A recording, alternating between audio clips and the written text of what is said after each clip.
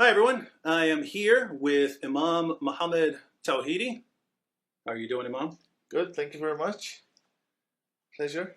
And we're here in Washington, D.C. I should probably start by asking what brings you to Washington, D.C.? Well, firstly, thank you very much for having me. Secondly, I come to Washington, D.C. quite a lot. I do a lot of advisory work with certain figures in this region, as well as Canada. I reached out to you wanting to sit down, and I have my reasons as to why I picked you. But yeah, let's get the introduction going first. Well, no, we can't move past that. Some people who don't know you're probably wondering why you're not like chopping my head off or something. Okay. I've been interviewed by many people. So far, I've given over 400 interviews. And there's always this 1% in people's minds that, how do we know he's not lying? Mm-hmm. How do we know he doesn't have a different agenda? So I said to myself, who is the one person I can sit with that would definitely know if I'm lying? That would definitely know if I have a point, if he can see where I'm coming from, and if he can understand and relate to what I'm saying. So who's that one person? And also has to have a good audience, speaks English, so I can speak in English, knows the books I might reference. Brother David. So I reached out to you and said, I'd welcome an opportunity to record a video with you so that both our audiences, we share a lot of mutual audiences, can see this side of the story as well. Mm-hmm. Yeah, and that's important to note that we share a lot of the same audiences. Like I've mainly followed you on Twitter, right. And I noticed you've for years been condemning a lot of the same things I condemn. You talk about a lot of the same issues that I talk about. Okay, there will be a verse which you can put for your viewers. Could you do that? Yep. A verse that I will give you, and I will mention it now. It is a verse that says that nobody shall touch the Quran except for those who are pure, except the purified ones. And this verse, which is on the screen now, or would be on the screen now, is a verse that has very deep meaning, in the sense that everybody can touch the Quran, but why does the Quran say nobody will touch it except those who are purified? And it means nobody will really touch that true meaning of what the Quran means, and nobody will reach the actual meaning of what the Quran is trying to convey and get across, except those who are purified. In the vision of Islam, those who are purified is the Prophet and those around him. So this solves the whole problem of Islamic interpretation. Nobody has the right to interpret the Quran unless you are the Prophet or his family members. No, only the household of revelation. If you're a Muslim and you believe that the Quran was revealed unto Muhammad in a house, then only those who are part of that house have the right to interpret. Only those. And I will tell you why. But let me be a bit more open with you here. Everybody can interpret the Quran. Anyone who knows Arabic can interpret the Quran. Anyone with some degree in Islam can say, yes, this means that. But do they have the right to say this is the only interpretation? There are tens of thousands of books of tafsir interpreting the Quran, and which you know probably hundreds of them. Tens of thousands of them exist in different languages. Now, all of them are right? No. Why? Because they're humans.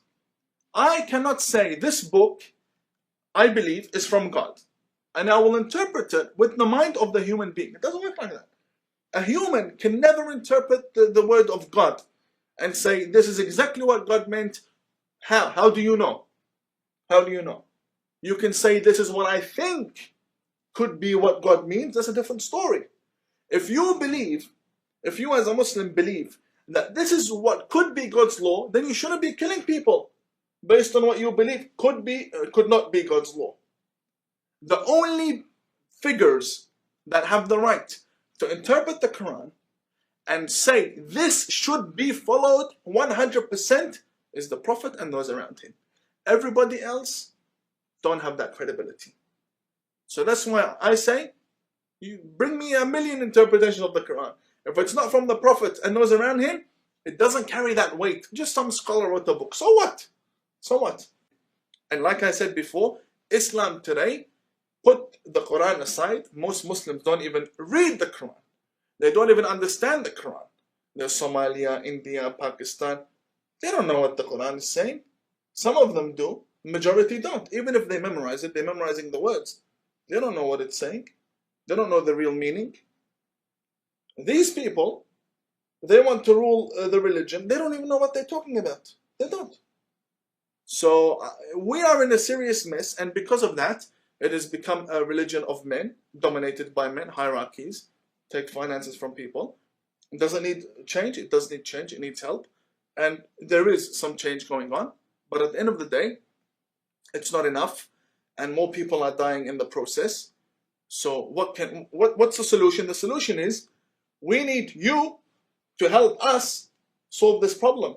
Because number one, we don't have the platform. We don't have the sources. We don't have the protection. So if change was to begin, it would begin in the West or in countries protected by the West. Many of you may have seen a recent interview where two figures claiming to be Muslim leaders have made outrageous and sensational claims. Firstly, Mohammad Tawhidi. He has alleged that Muslims have a secret agenda to create their own Islamic country inside Australia. Now this claim is not only outrageous, but completely baseless, as no evidence or proof was provided by Tawhidi. In fact, very little is actually known about this man and who exactly his followers are. After a quick online search, his so-called Islamic Association in South Australia seems to have only been set up last year, and the local community doesn't seem to be aware of its existence. His so-called Imams for Peace board, that claims to be a community of faith leaders from around the world, seems to have no other members but himself. One Path Network set out to find out who this man actually is, and after contacting the Australian National Imams Council, the peak body of Muslim imams in Australia, they revealed that this man is clearly not a recognised imam, sheikh or a Muslim leader. We also contacted the leader of the Imams Council of South Australia, Sheikh Amin Abu Samaha, who heads the largest mosque in the state, for a comment. He too clearly stated that Tawhidi is not a member of the Islamic leadership in South Australia and is in no way recognised. Then there's Tawhidi. Oh, Tawhidi. Tawhidi, you've been a naughty boy, Tawhidi. You see, brother Tawhidi was basically a student right here in the holy city of Qom. I've been talking to your friends, your former friends. Why are you pretending like you know anything at all? According to Wikipedia, he's 34 years old and was made an imam by he who must not be named in Qom, Iran in 2010. In an interview, Tawhidi said he received his bachelor's degree and master's degree in Islamic theology from Al-Mustafa International in Qom. But that's just not true, is it? Because according to Mustafa International, a BA in Islamic studies takes at least 5 to 6 years, but you weren't here that long. Let's see what Mustafa International itself has to say about you. The aforementioned person, i.e. Tawhidi, took part in the preparatory Islamic education course, the preliminary program, and the Persian language learning course from 2009 to 2011. And received the degree of these courses. I know exactly what that is, as do my other fellow Hausa students. It's just the preliminary course where they teach you Farsi and give you an overview of what you will be studying later on in Hausa studies. You didn't even start your bachelor's, but you're going around saying that you've done your master's. Bisharam dige. The letter goes on to state, notwithstanding the fact that he was present for more than 1 year in the seminary, no educational progress had been achieved, and it was thus that he was placed on probation and dropped out in 2012. Hence, the aforementioned person has no educational degree or any given score in his profile, and Al-Mustafa University does not recommend Mohammad Tawhidi for lecturing in any way. You present yourself as someone who has the authority to talk about things that you have no knowledge of. And forget that, Tawhidi, who wasn't even a successful Hausa student, is now a Hausa teacher. MashaAllah.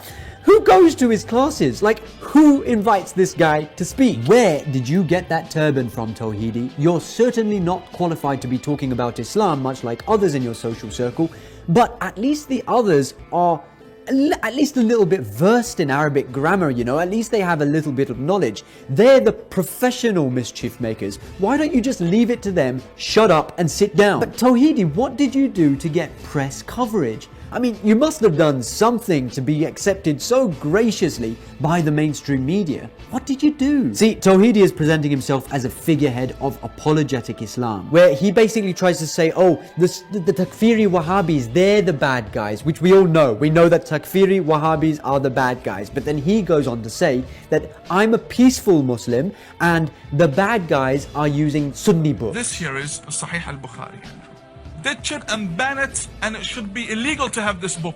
He basically bolsters the stereotype of Sunni Muslims all being Takfiris. Tawhidi also reckons he knows a terrorist when he sees one. Shave the mustache, grow the beard, messy beard, stop using deodorant, no more music, they change their ringtone, and they start wearing completely Arabic dresses everywhere they go. So what he does is he gives shoulder to all those Islamophobes out there who want to prove that Islam is a misogynistic, barbaric, violent religion. And he comes along and says, hello, I'm an Imam. All those things that you Islamophobes have been saying about Islam, they're right. I know, I've studied it. I'm an Imam. So then all the Islamophobes come along and say, good boy Tawhidi, here's more promotion. It's like a Jewish rabbi walking up to Goebbels in Nazi Germany and saying, hey, all those things you've been saying about Jews, they're right. We are pedophiles and we are stingy. And then the Nazi turns around and says, good boy, Mr. Rabbi, here's a promotion. The Islamophobes want to prove that Islam was spread by the sword. So Tawhidi comes along and says exactly that. How did Islam spread from Saudi Arabia down to Indonesia and Bosnia? All spread by the sword. We had many wars, and for the past 1,400 years we have had a religion of war. And what's worse is that he presents himself as somebody who has studied the texts in detail and therefore has the authority to determine that the texts themselves are the problem. This book is danger. Danger. Nobody should read these books. They brainwash. The mainstream media wants hype. It wants people to be scared. It wants them to think that a terrorist is ready to jump out at them from every corner and that Muslims are taking over, etc., etc.